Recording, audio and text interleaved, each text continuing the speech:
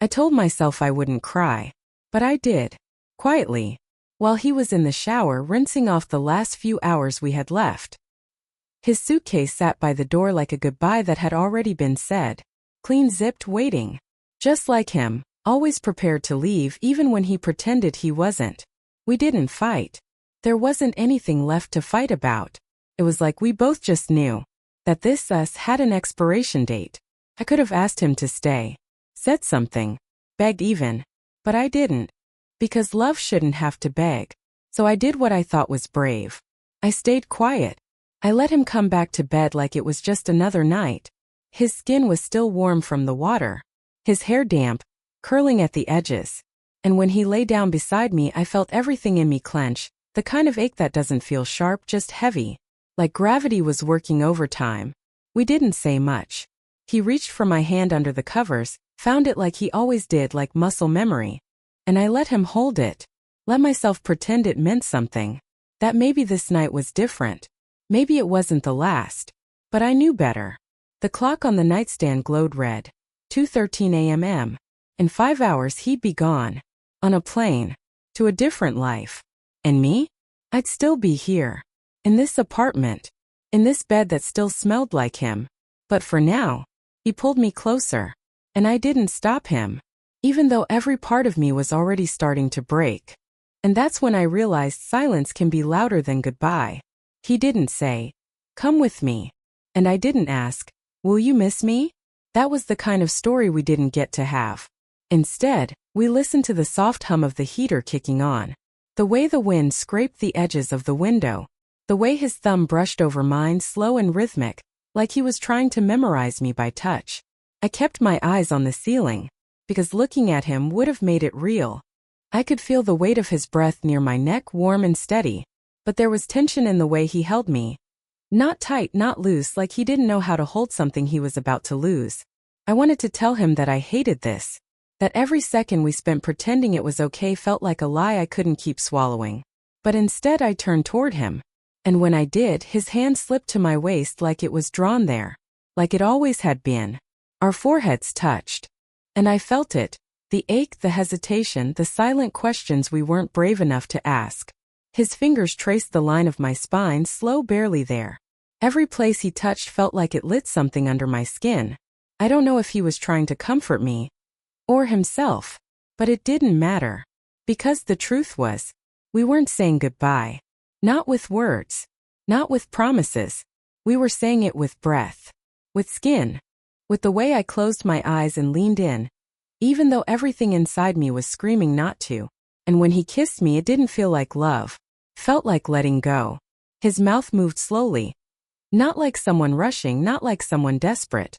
But like someone mourning. Every brush of his lips against mine felt like a question he wasn't ready to ask out loud. And I answered the only way I could, by staying close. By letting it happen. By giving him this one thing he'd remember. Even when I was no longer in his orbit.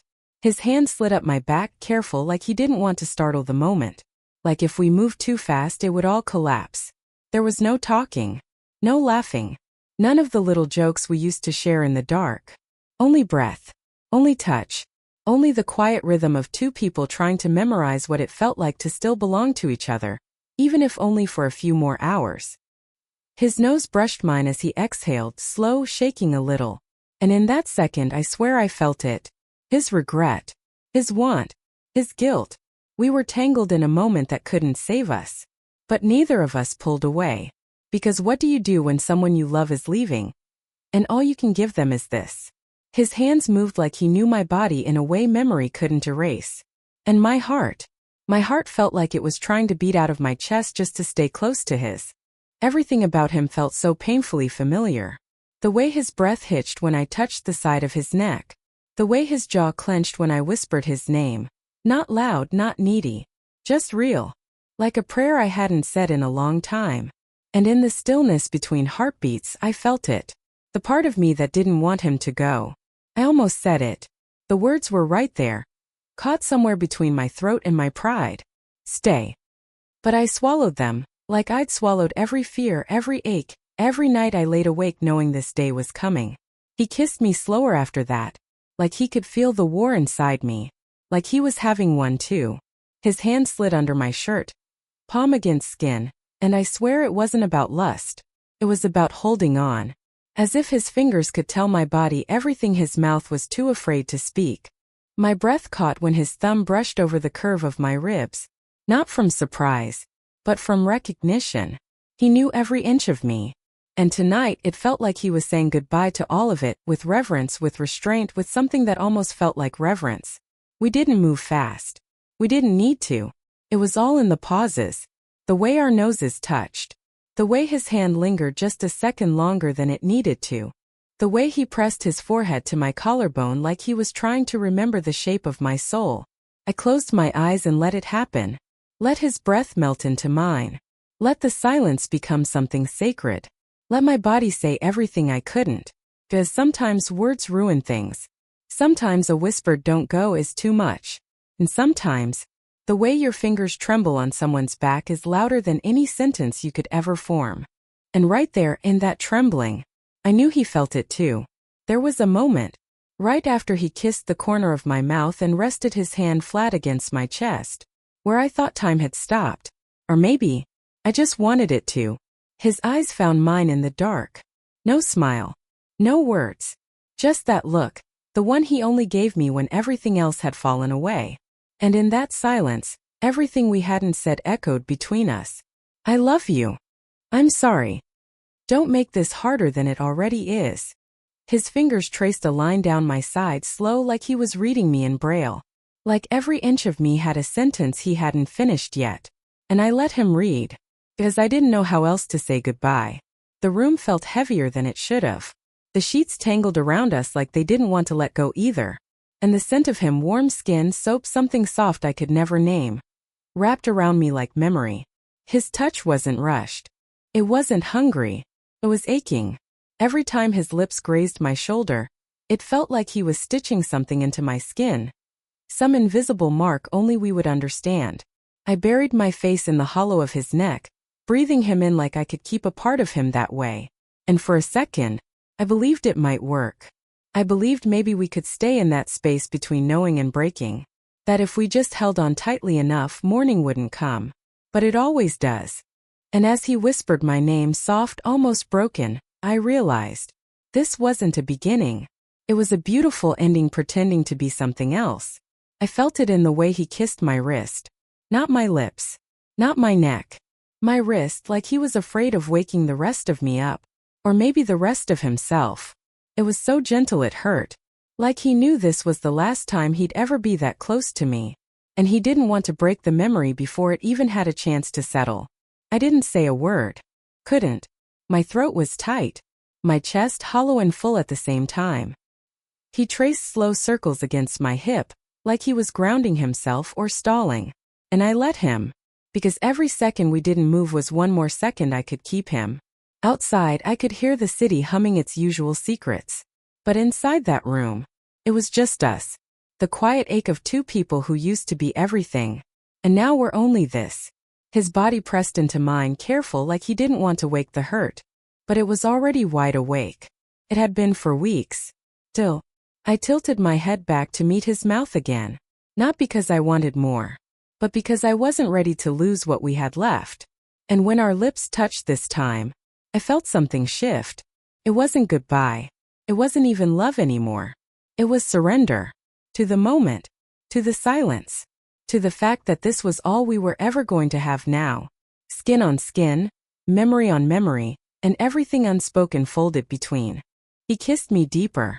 Slower. Like he was tucking me into a place he'd always carry, even if he never came back. And as our foreheads touched again, eyes closed, hearts raw, I realized I hadn't lost him yet. But I was about to. We stayed like that, wrapped in warmth that wasn't really warmth anymore. Just residue. The kind that lingers after a fire's gone out, when the heat is still there. But the flames already moved on. He held me tighter than he had in months. Not like a lover. Like a man trying to hold a memory still, before it slipped between his fingers. And I let him. Because I didn't know how to say, "You're breaking me." And I didn't want him to stop. He whispered something against my hair. I don't know what it was. Maybe a name. Maybe an apology. Or maybe it was nothing. Just breath. But it felt like a confession. His hands moved across my back, slow, trembling, reverent. Like he was folding me into a goodbye he couldn't say out loud. And I started to wonder if this was his way of making it easier. If giving me this night, this soft, aching, beautiful night, was supposed to soften the blow of everything that came after. But love doesn't work that way. You can't slow dance someone out of your life and expect them to walk away without shattering a little. Still, I didn't ask him to stop. I didn't ask him anything. Because I didn't want him to lie. I didn't want him to tell me this was temporary. That he'd call. That he'd come back. We both knew better. So instead, I held on. To the weight of his body above mine. To the way his breath caught when our eyes locked in the dark. To the way he touched my face, like it was something precious, fragile, fleeting.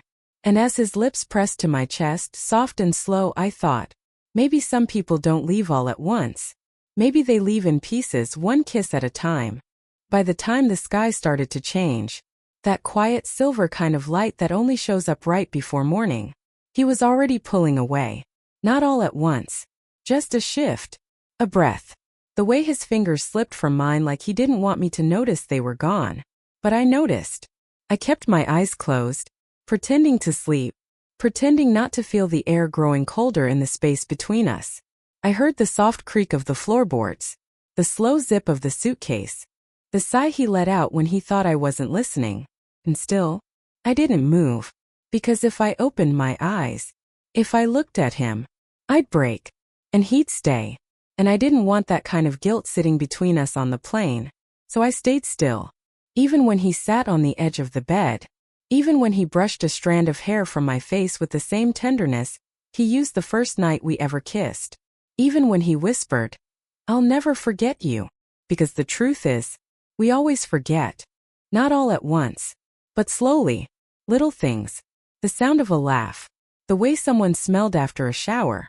The exact shade of their eyes when they were about to cry. But not this. Not this. Because my body would remember. The warmth. The ache. The way goodbye didn't sound like a word but a heartbeat. He didn't close the door hard. He didn't say goodbye out loud. He just left. And I stayed there, in that bed that still held his shape, wondering if he was already forgetting the weight of me. And that's the thing about the last time. You never know it's the last, until it's already over.